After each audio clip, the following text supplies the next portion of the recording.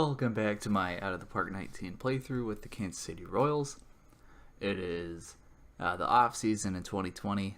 I just decided to play through the rest of the season because it went very poorly and I just wanted to get it over with. So, as you can see, we ended up last in the division, 66 and 96. So, definitely did not expect to lose 96 games going into this season. But man, things just broke really wrong for us. I mean, everybody had a down year, it seemed like. So, just going down the list, Nicky Lopez was about 35 points lower batting average than he was a year ago. Anthony Rendon, I brought him in. I was counting on him to do well. He was 40 points lower, or 30 points lower than a year ago. Gigliotti, who not really known as a hitter, he was 20 points lower. Mondesi, terrible year for him. He was well over 50 points lower in batting average than a season ago. And then even like Jackie Bradley Jr. was quite a bit lower than he was last year in terms of batting average. So, I mean, just everyone was down. Really the only bright spot was Seth Beer. Brought him in, got him in the majors right away, and had an OPS at 855. So he played pretty well. Definitely can build around him for the future. So one small bright spot that we had. Pitching really was the same story. Carlos Martinez, three-time All-Star last season with the Cardinals. His ERA was under 4, and then this season it was like 5.5. So just really bad regression. And then some of our younger guys really did not perform well. As you can see, everybody was right around 5 or even higher, and that was good for the worst starters ERA in the American League. So definitely disappointed there. I did manage to significantly upgrade our hitting coach and our pitching coach, or our hitting coach anyway. So hopefully that helps us out. To get the bats heating up again. So I went through arbitration. Mondesi and Jake Junis are each going to receive $850,000. That's fine. And then Richard Lovelady received $2.4 million, so that's okay. So nobody too expensive there. And then let's just look at the free agents here. So let's go back to the front office real quick. So we have $21 million available, so definitely room to work with here. So let's see, free agents.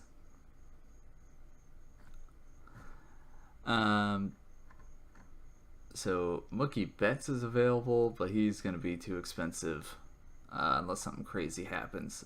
But I might be able to get someone like Juan Flores. Yeah, this guy was interesting. Would like to bring him in. I could upgrade my left field slot. He would be a pretty significant upgrade over Jackie Bradley Jr. So I'm either going to go after him. I imagine Giancarlo Stanton is going to be too expensive if I had to guess. But I could just let it play out. I was able to get Manny Machado for pretty cheap a couple years ago by being patient. So probably try and do the same thing here. So probably going to go after one of these outfielders, looking to replace Jackie Bradley Jr., or maybe get a starting pitcher if the price is right. So like Trevor Bauer would be okay. He shouldn't command too much money. So that's an option. But I would prefer maybe try to get someone like Kyle Hendricks if he becomes a little bit cheaper. So I'm just going to sort of keep my eye on these guys and see who is a value later on. I talked about earlier that I really wanted to improve my catcher situation. Roddy Reed, I mean, he's okay.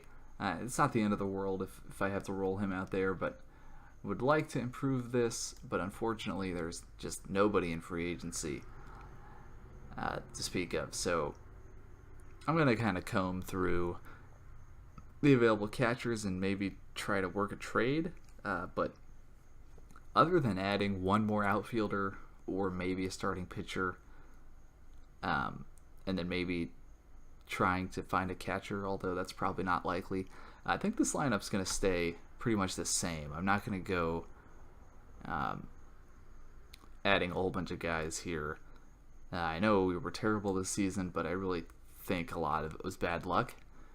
I'm hoping so anyway. So yeah, I'll skim ahead a little bit and come back if there's any important news. Okay, well, before I forget, I should show you what happened with the playoffs. So the Indians won the division, or no, the Twins won the division actually, and beat the Astros, so they made it till the ALCS, where they lost to the Yankees. And then in the NL side, the New York Mets, with their strong starting rotation, sort of blew by everybody. The Braves are getting closer now, but another Subway Series here, as the two New York teams squared off and the Yankees took it 4-2. So add another championship to the Yankees stable. So anyway, gonna do the Hall of Fame voting. Just kind of click through my guys. Barry Bonds. So this is his 9th year. He got 73% last year, so I think he's gonna make it. Same with Roger Clemens. Who else do I need to put in here? Roy Halladay. I think he's gonna make it as well. This might be a pretty crowded class. Todd Helton. He was also pretty close last year. And then Mike Messina. Hopefully he gets in. Who else do I have to vote for? Yep, it's Kurt Schilling.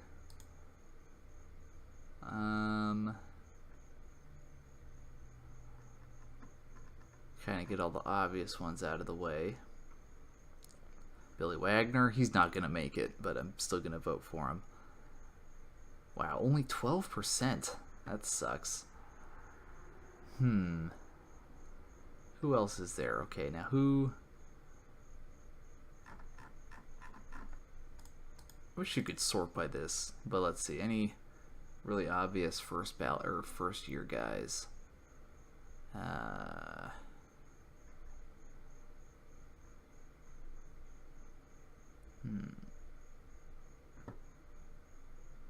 Tim Hudson, Torrey Hunter.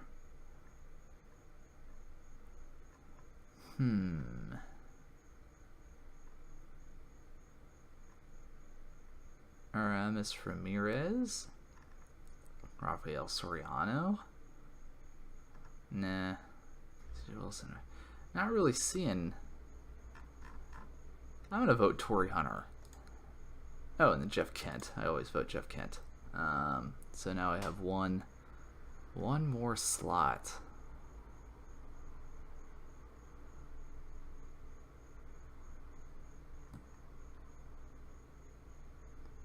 One more slot. Got Lance Berkman. I've never been an Abreu guy, so I'll pass on him. Who am I missing? There's got to be somebody else. Andy Pettit? Yeah, I'll go with Andy Pettit. And there we go. There's my ballot. Okay, so it's Rule 5 draft time, but first, before we do that, we'll look at the free agents, and I have extended an offer to David Peralta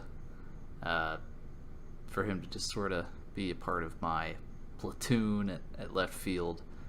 I think he could help us. He played pretty well for San Francisco last season.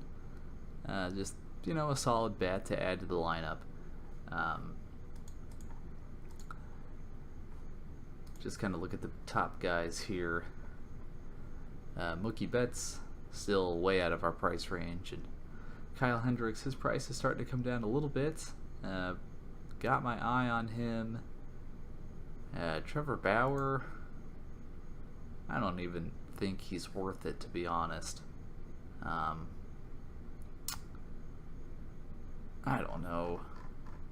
I'd rather give my younger guys a shot than pick him up. So, and then nobody else really worked out. So, probably just gonna stick with this, and any other money I get. We'll see how the Rule 5 draft goes, but might go after some relievers here. So, first off, we need to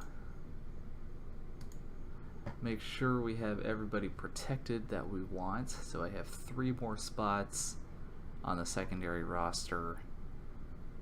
So let's see, I'm looking for the hashtag.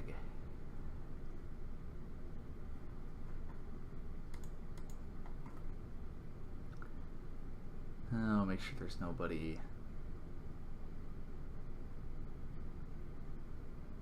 I should probably protect Skoglund.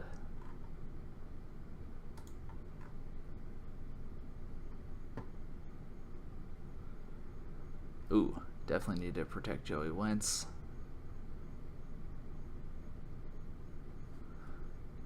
Oh, anybody else? Anybody else? This guy has decent potential, so I could protect him. Anybody?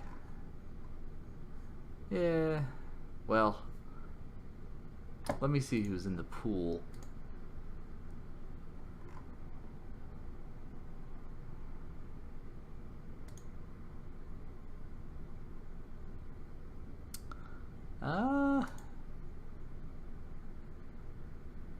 Okay. There are some guys in here, so definitely want to leave a slot or 2.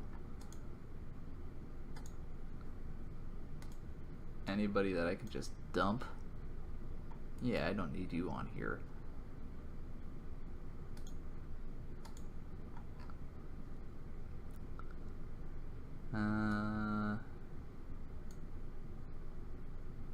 And then let's take a look at you. Well, he's decent organizational depth.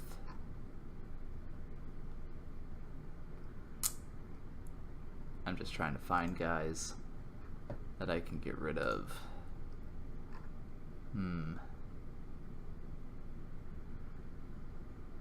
Well, I've got 2 slots. That's enough. So let's go ahead and get into it. I have the 3rd pick here. I'm gonna auto draft until our pick.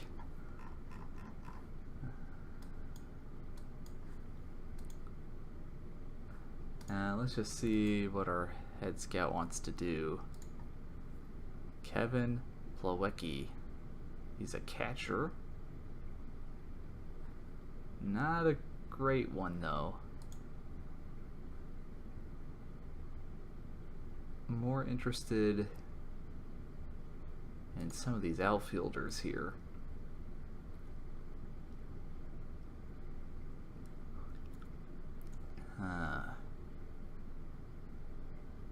This guy really hit well in AAA. I could go ahead and stick him in left.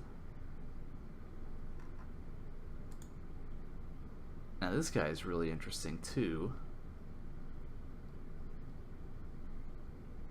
Can he play outfield?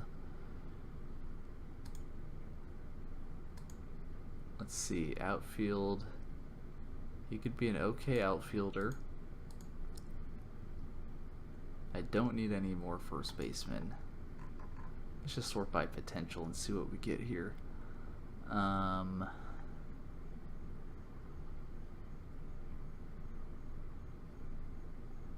Definitely some interesting guys. Don't see any catchers, really, that catch my eye.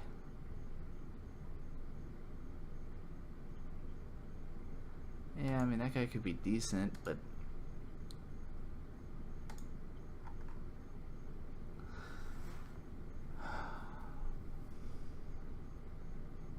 I am a sucker for 70 contact. I mean, that's just who I am. The center fielder, though,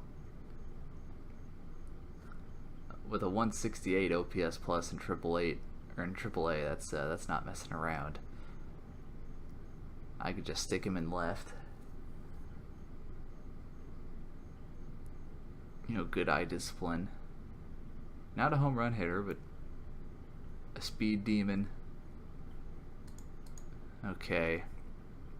So I got it narrowed down.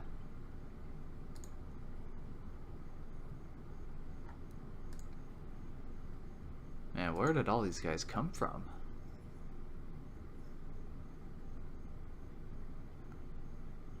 This guy's already really good in left field. 60 contact.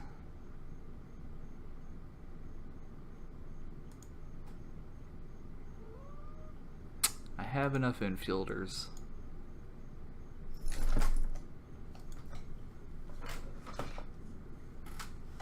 Okay, so I need to narrow it down.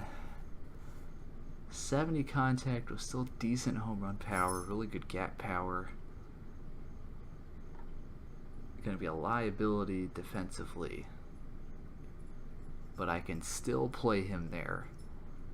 Oh man. And he's depth at infield too, so he's really versatile. So yeah, I'm going to do it. 70 contact that's my jam. So we're going to advance, and then I need to grab a reliever.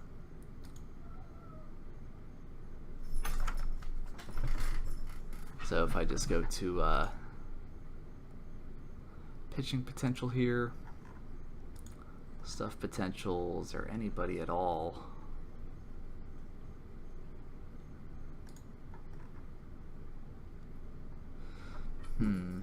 Oops, all pitchers.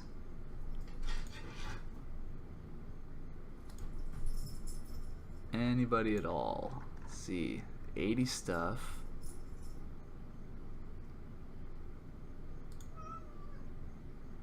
Okay, this guy looks pretty good. He's got the stuff. Got two pretty good pitches. Yeah, we're gonna go for it. Let's just take a look at who my scout wants. He doesn't want anybody. So yeah, Jacob Lindgren, go ahead and draft him. So that'll be it for us in the Rule 5 draft. Alright, so deciding to pull a trade here. Going after the Rule 5 draft, getting that guy we want to stick out in left field. It makes Jackie Bradley Jr. expendable. His defense is really nice, but just wasn't a really big contributor at the plate.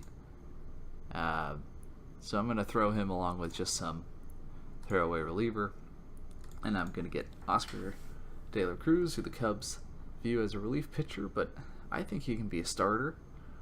Maybe. So we're just going to add another arm to our bullpen, and then maybe he can start, maybe he doesn't. The extreme fly ball with no movement worries me, but he does have the stuff, and he does have 3 pretty nice pitches.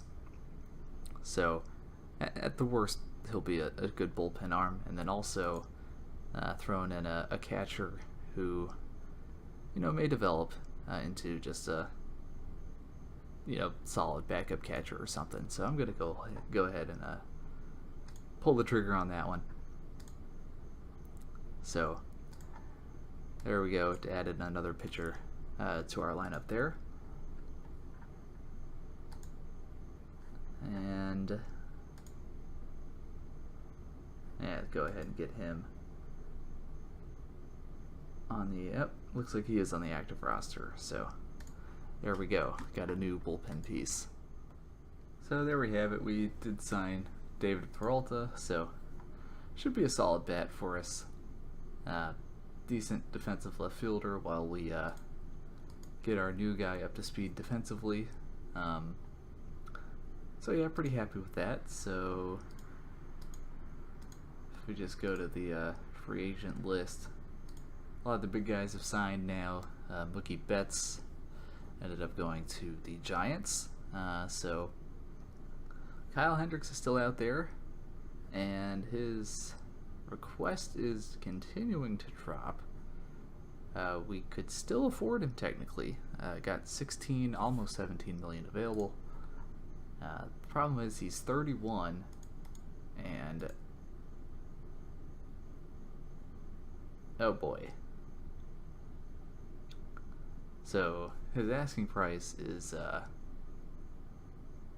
pretty crazy. I did try to negotiate with him earlier, and he kind of spat out these options. So this deal's probably not going to get done unless he gets desperate. So that's, I do hate that though. So just because negotiations went poorly, he won't close the gap from 16 million to 28 million, which he's asking. I think that's stupid. But Kyle Hendricks probably not going to happen. Trevor Bauer is someone to look at, but like I said earlier, he's got a lot of pitches, but you know, they're all just kind of average. I don't know. Just looking at the stats, he hasn't been that spectacular either. So probably just gonna leave him alone. I think it's time to start looking at some relief pitchers. And Nate Jones looks pretty good. What kind of... Yeah, I'd do that deal. I'm just going to go ahead and submit that for him. So Nate Jones, solid reliever. So see if we can bolster our bullpen a little bit here. So Hall of Fame voting results are in, and pretty big class with some pretty big names. So Clemens, Halladay, Helton, Bonds, and Mussina all making it. And then Kurt Schilling just barely missed out, but he has one more year. I would bet a lot of money that he makes it next year. And then there's a huge cliff to Manny Ramirez in 16%. So may have a couple years here without anybody making it other than Schilling. Unless we get some first ballot guys to come in. But yeah, so got rid of a big chunk of names here. So once we get Schilling in, though, it's going to be pretty barren for a little while, it looks like. And there we go. We did end up signing Nate Jones, so pretty strong bullpen arm for us. And yeah, so he should help us quite a bit. So still have quite a bit of money for free agents, but don't really want to sign anyone else. So I'm just gonna go ahead and put 10 million of that, or I'm gonna put 5 million additional towards development, and then another 5 million towards scouting.